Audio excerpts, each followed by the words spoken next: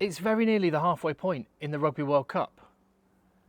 I was looking in my diary earlier today and I suddenly realised it's been 3 weeks to the day since I arrived in France. And by the end of this weekend, round 4, we'll be counting down the number of days to the Rugby World Cup final. So as we approach and go past this halfway point, I thought it's a perfect opportunity, particularly with there being no rugby today, to just sit back and reflect on the Rugby World Cup so far. So if you appreciate my efforts to try and bring you a bit closer to the amazing nation of France, I mean, there we go, the amazing nation of France. Well, there are some challenges involved in travelling around with a camper van for 7 weeks. There's quite a few challenges. The other morning I woke up in a little lay-by on the side of a road next to a wildlife park, being woken up by a load of screaming monkeys. So, and I was freezing cold as well. It's got its challenges, but on days like this, it feels all right.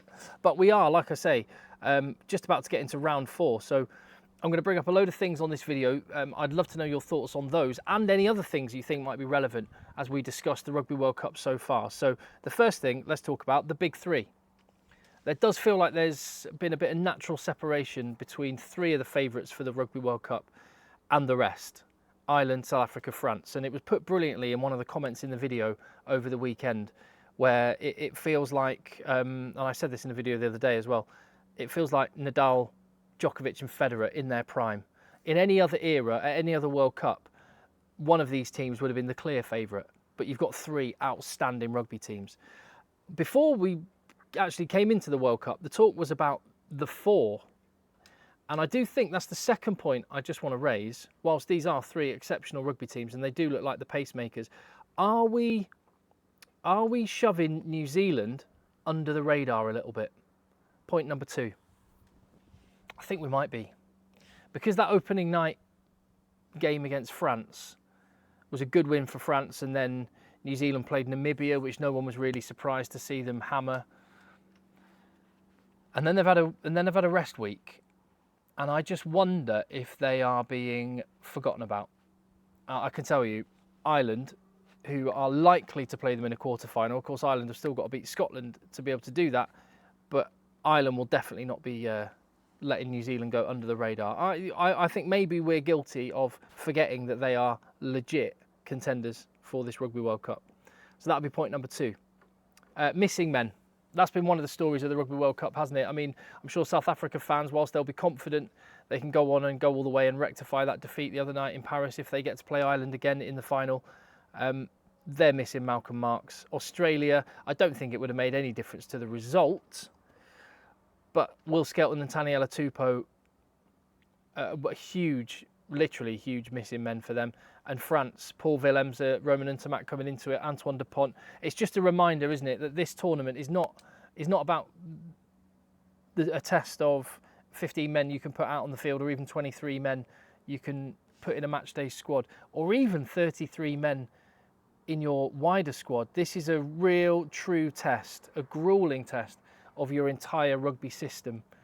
And that's why when you look at Australia, I think the failure isn't just with Eddie Jones or any individual players. The failure is with the heart of rugby in Australia. I'll talk about that a little bit more. Similarly, whoever does go on and win the World Cup, their whole system will have been tested and they'll have come through and shown it to be really strong, which is why, again, I go back to those big 3, because they seem to have things all sorted out on that front.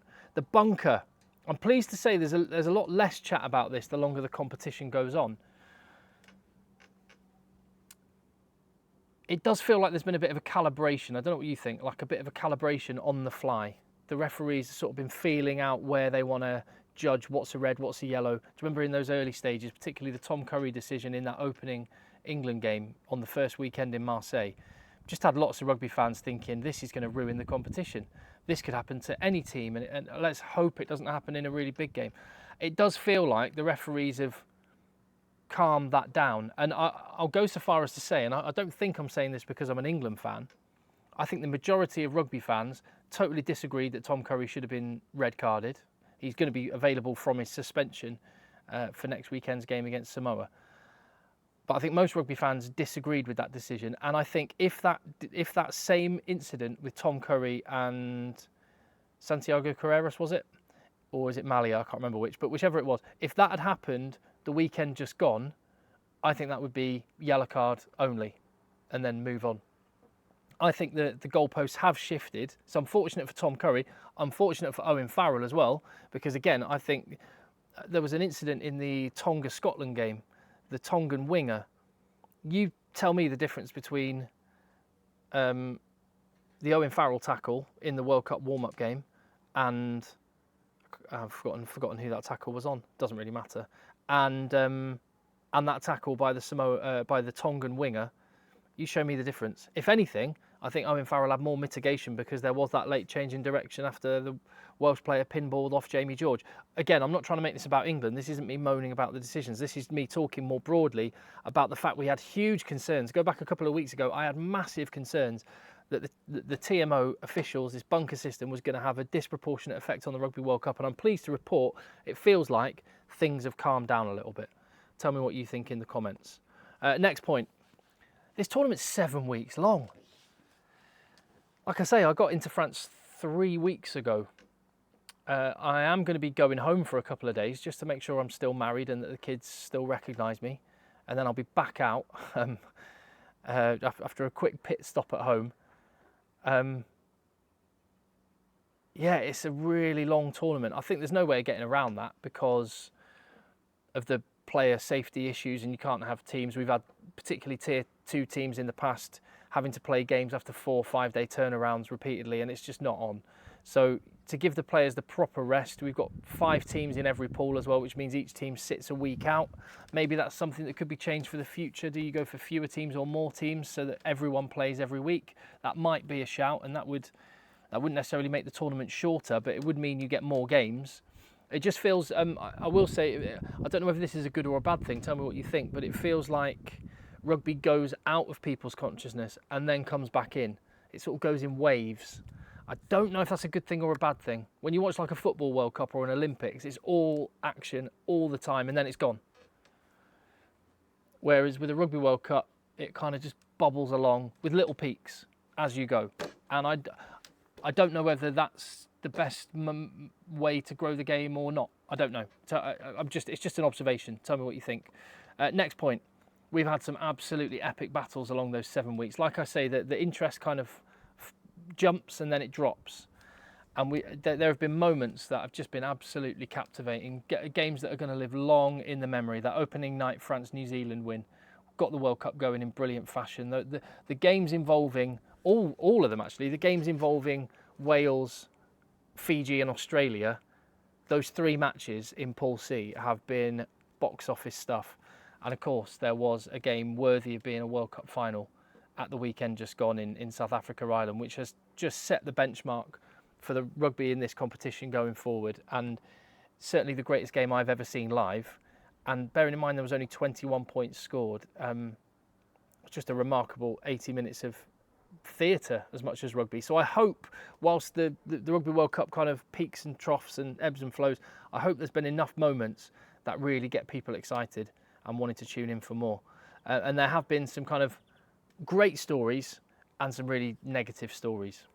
And on the positive side, the performance of Portugal and of Uruguay, some of the emerging nations have really stepped up and given a great account of themselves, and almost a fairy tale story for Portugal. They got their first ever try in a Rugby World Cup against Wales last week, and they've now scored their first ever World Cup points. They almost came away with a victory, which would have been really special, but a great draw, great game against Georgia as well.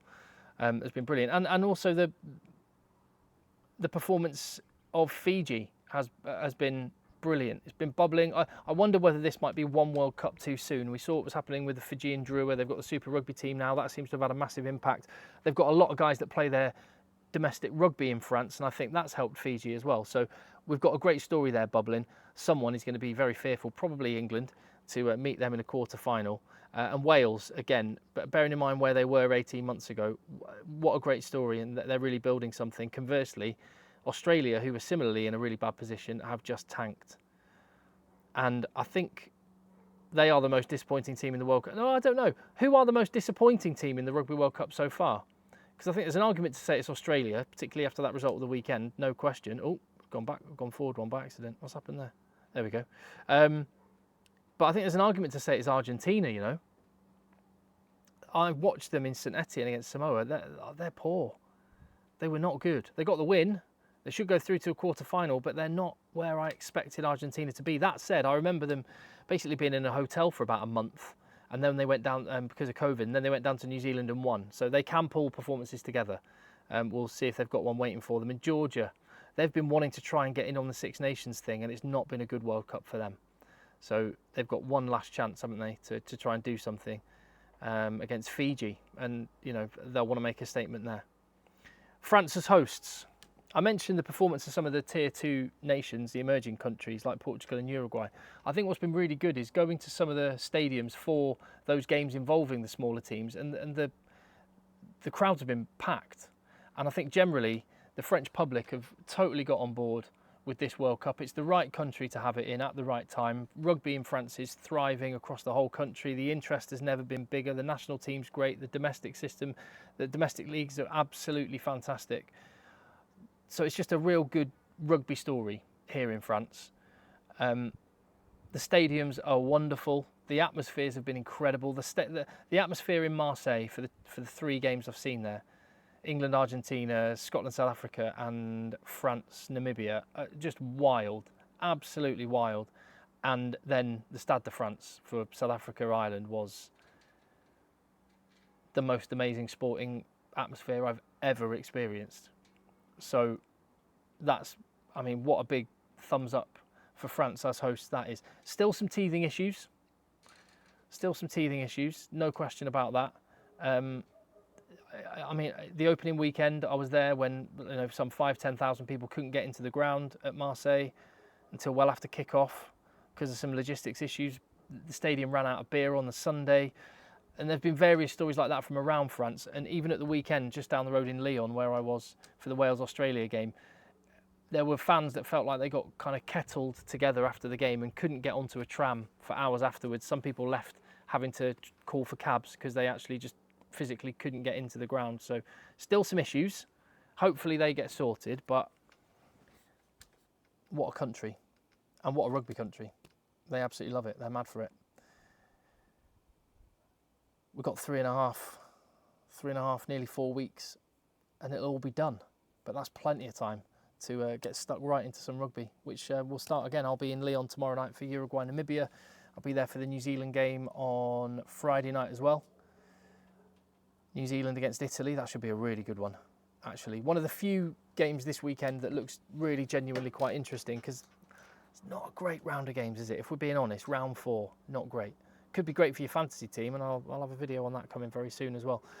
Please leave your comments if you've got any ideas for videos, anything you want to talk about, anything you want me to, anywhere you want me to go. I'm all ears, because it's just me in a van with you for company, which is why I really appreciate your support, your comments, your thumbs ups, and your subscription as well, which I'm hoping, if I haven't earned it already, I will do on this video. I'll see you on the next one.